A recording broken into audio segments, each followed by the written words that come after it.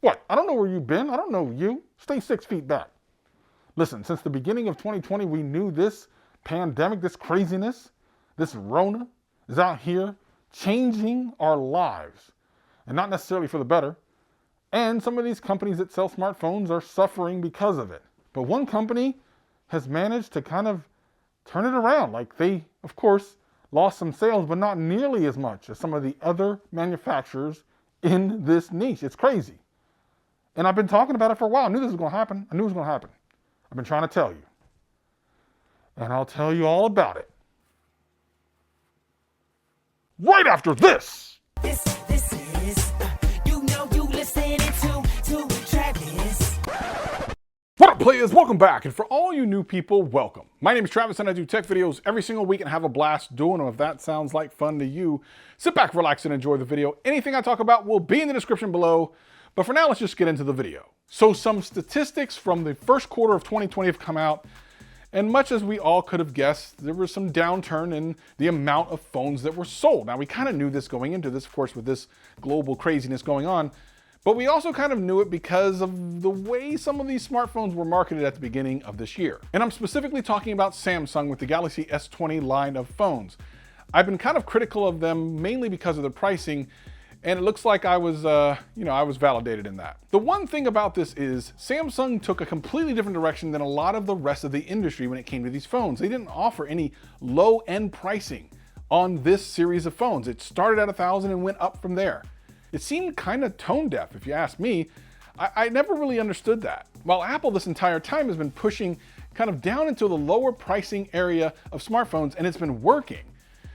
And today's video is kind of proof of that. Now, whether you like Apple or not, figures are figures, numbers are numbers, facts are facts, and they don't care nothing about your feelings. I don't have a dog in this race. I don't own stock in any of these companies. I really don't care who the #1 selling phone is. I really don't care.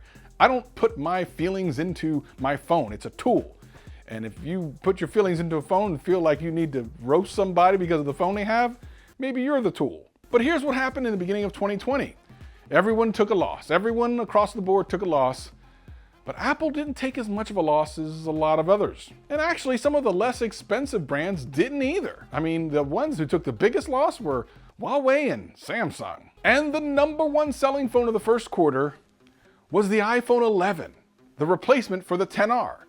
So Apple looked at the sales of the XR, doubled down on it, made the iPhone 11 cheaper, and now sold even more. And it's kind of crazy because they shipped more 11s than they did the XR in the same first quarter of the year. Like, that doesn't make any sense. The situation in the first quarter of this year in the world is terrible, yet they shipped more. And I'm really hoping that Samsung's paying attention to this because ultimately this has got to be their strategy moving forward.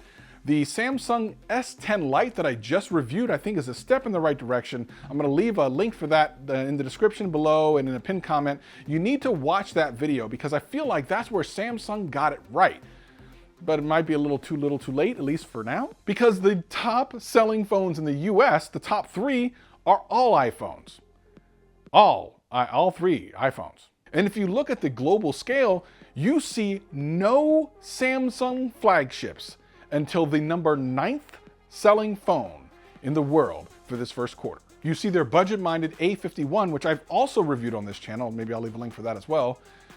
That's up there because, of course, it's inexpensive.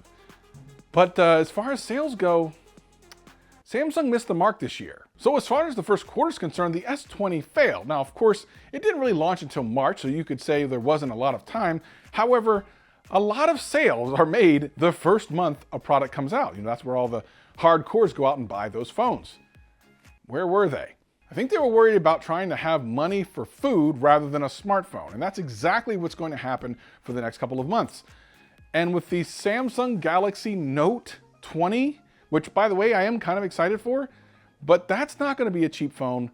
This could continue for the rest of the year. Samsung could lose a lot of money and market share. Look at this year over year.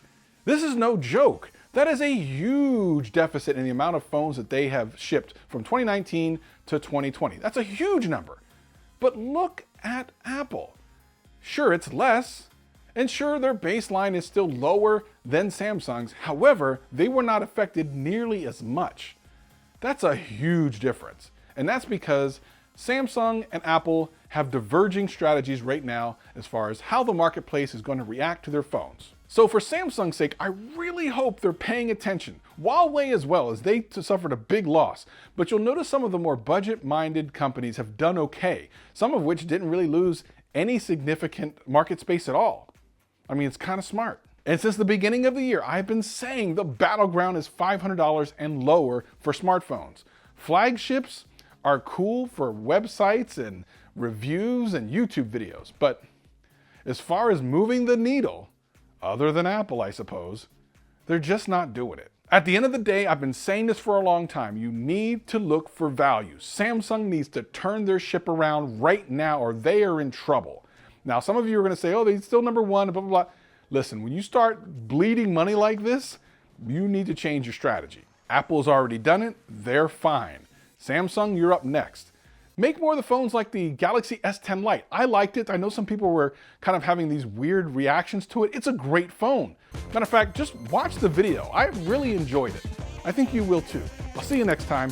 Peace and love.